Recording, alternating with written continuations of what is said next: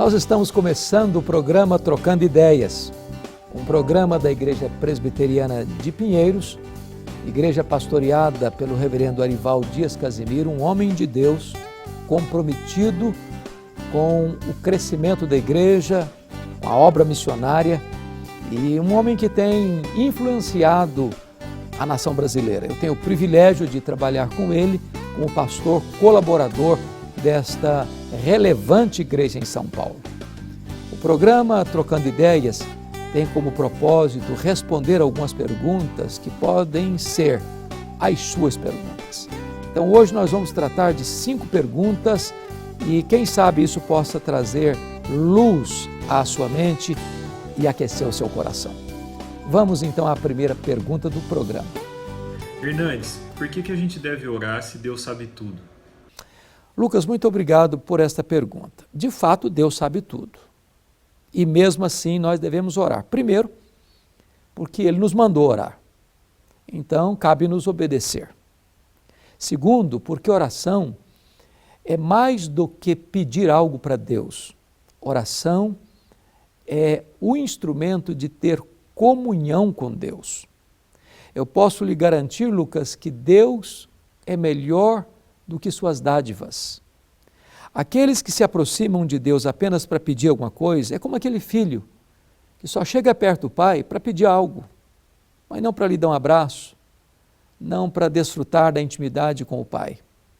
A oração é este recurso maravilhoso, esse meio de graça, mediante o qual nós temos deleite em Deus, temos comunhão com Deus, adoramos a Deus e então colocamos diante dele as nossas necessidades.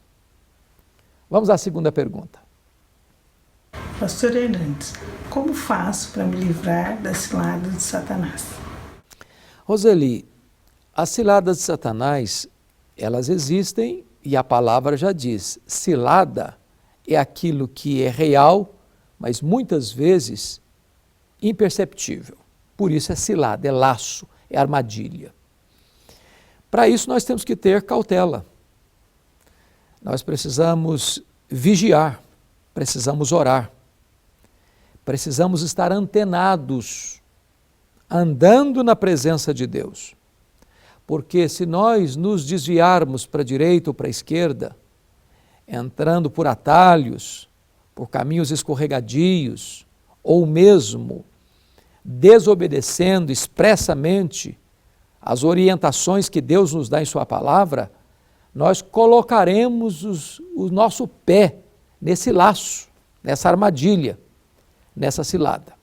Então eu diria para você, Roseli, que nós nos livramos das ciladas de Satanás quando nós andamos com Deus, quando nós somos revestidos com o poder de Deus e quando nós estamos cobertos com toda a armadura de Deus. Terceira pergunta, por gentileza. Pastor Hernandes, o que eu faço para ter fé? Ô Vanessa, veja bem, a palavra fé, ela tem diversas nuances na Bíblia.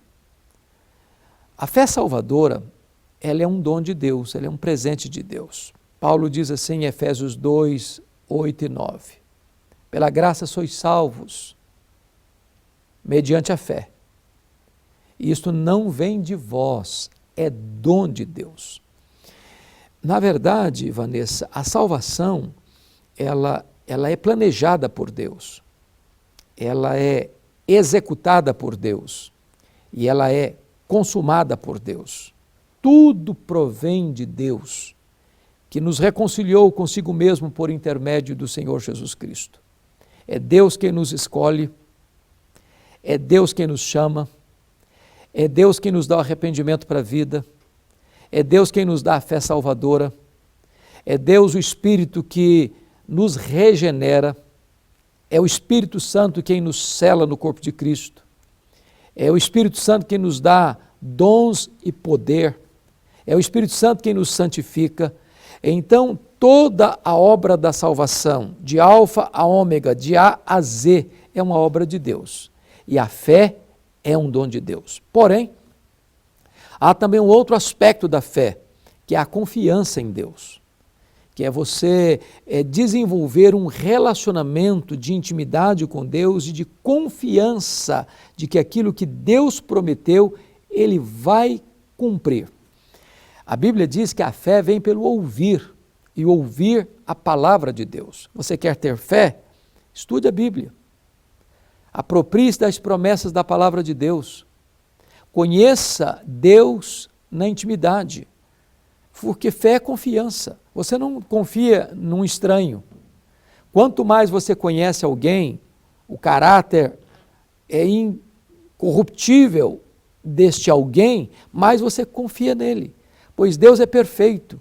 E quanto mais você anda com Deus, se relaciona com Deus, tem comunhão com Deus, mais você tem confiança nele, mais você desenvolve esta fé. Tá? Então, é dessa maneira que nós podemos conhecer a Deus por meio da fé e termos um sólido, profundo, abençoado relacionamento com Ele. Vamos à próxima pergunta.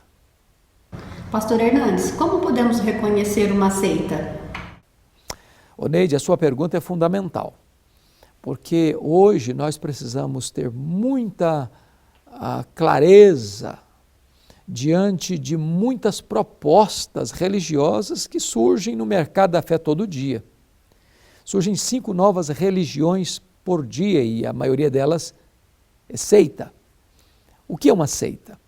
Seita é aquele grupo religioso que afirma ser a única verdadeira, não se relaciona com as demais, todos estão errados, exceto eles, e negam verdades absolutas da palavra de Deus. Por exemplo, se você tem um segmento religioso que diz, bom, eu não creio que Jesus Cristo é o Messias, isso é uma seita, isso é um pilar do cristianismo.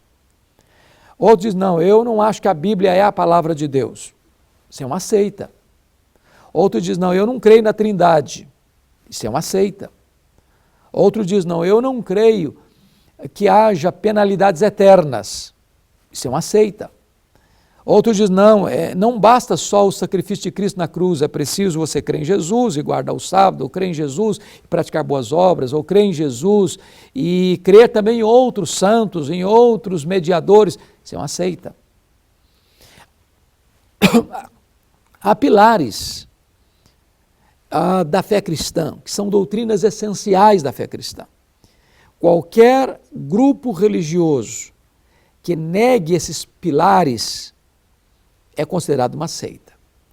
É diferente de, às vezes, correntes de interpretação de uma doutrina. Por exemplo, se uma pessoa nega que Jesus Cristo vai voltar, que vai ter o juízo final, a ressurreição dos mortos, e a bem-aventurança eterna e a condenação eterna, isso é seita. Mas alguém disse, bom, mas Cristo vai voltar antes da tribulação, no meio da tribulação, ou depois da grande tribulação. E são correntes de pensamento acerca da doutrina da segunda vinda de Cristo. Então nós temos que distinguir isso, o que é uma religião bíblica, verdadeira, genuína, que tem a Bíblia como única regra de fé e prática, e as seitas que agregam as Escrituras ou torcem as Escrituras para levar as pessoas ao erro, à perdição eterna. Vamos à nossa última pergunta do programa de hoje. Eu sou jovem e eu estou iniciando minha caminhada como discípulo de Jesus. E eu queria saber por onde eu começo. Muito obrigado, Arthur, por esta pergunta. E parabéns por esta caminhada que você inicia como discípulo do Senhor Jesus Cristo. A vida cristã começa, Arthur, com o que os profetas pregaram, com o que Jesus pregou, e com o que os apóstolos pregaram, e a igreja cristã vem pregando ao longo dos séculos. E a mensagem é esta: arrependei-vos e crede. Ninguém começa a caminhada cristã sem arrependimento. O que é arrependimento? Arrependimento é quando você tem uma transformação na sua mente, nas suas emoções, e na sua vontade. Você se arrepende quando você reconhece que o que você está fazendo está na contramão daquilo que Deus orienta. Segundo, você se arrepende quando você tem tristeza ao pecar contra Deus. Terceiro, você se arrepende quando você muda de direção na vida. Se você está indo para a direita, você vai para a esquerda. Se você está indo para a esquerda, você vai para a direita. Se você está caminhando à frente, rumo ao abismo, você dá marcha ré e volta. Deixa eu ilustrar isso para você, Arthur. O que é arrependimento? Por que isso é tão importante? Pensa comigo na diferença entre Pedro e Judas Iscariotes. Pedro negou a Cristo, Judas traiu a Cristo. Pedro foi salvo, Judas pereceu. Se você perceber, a postura do Pedro, ele reconheceu o seu erro, ele chorou pelo seu pecado, mas ele se voltou para Jesus. Judas Iscariotes reconheceu o seu erro, se entristeceu pelo seu erro, ele disse: eu traí sangue inocente, ele devolveu o dinheiro que pegou para trair Jesus e ele pereceu. Por que ele pereceu?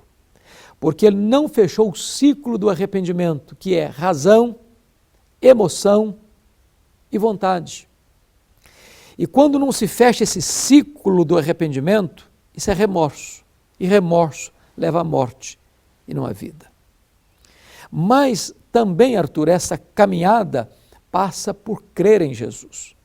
Quando você crê no Senhor Jesus, você se arrepende, e esse é o lado que eu chamo de negativo, e tem o lado positivo, que é quando você reconhece que você é pecador e que você não pode salvar a você mesmo, então você corre para os braços de Jesus, você confia nele, você ama ele, e você serve e o segue como Senhor da sua vida.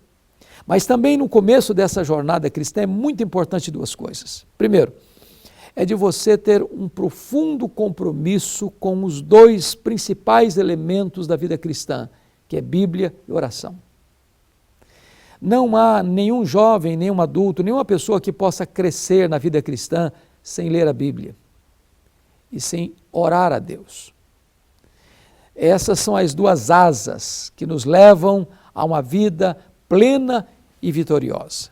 E a segunda coisa, não é possível você tornar-se um discípulo de Cristo sem você fazer parte da família da fé, sem você estar integrado na igreja cristã, sem você estar junto do corpo de Cristo, para que você continue crescendo no conhecimento e na graça, e onde você vai exercer os seus dons espirituais, e você não só vai buscar bênçãos, mas sobretudo você vai ser uma bênção onde você está plantado. Pois bem, nós estamos encerrando mais este programa, Trocando Ideias, e eu quero aproveitar o momento para fazer a você que mora em São Paulo, sobretudo, um convite muito especial. Venha para a Igreja Presbiteriana de Pinheiros participar conosco. Você que está aí talvez desigrejado, ou você que talvez está aí buscando um caminho para a sua vida, uma igreja para você frequentar com a sua família, pois a Igreja Presbiteriana de Pinheiros é uma igreja muito abençoadora, comprometida com a palavra de Deus, uma igreja fiel às Escrituras, uma igreja que ama pessoas, que cuida de gente, uma igreja missionária. Nós temos cultos todos os domingos, às 9 horas da manhã, aliás, 8h30 da manhã, às 11 horas da manhã, também às 4h30 da tarde e às 7 horas da noite. Temos 2 escolas bíblicas dominicais, às 9h40 da manhã e às 17h40 da tarde. Você é o nosso convidado. Mas talvez você diga, eu já tenho uma igreja, frequento uma igreja fiel às Escrituras, então venha participar conosco. Conexão com Deus, toda segunda-feira às 20 horas. Deus tem me dado o privilégio de pregar nesses cultos Conexão com Deus, tem sido uma grande bênção.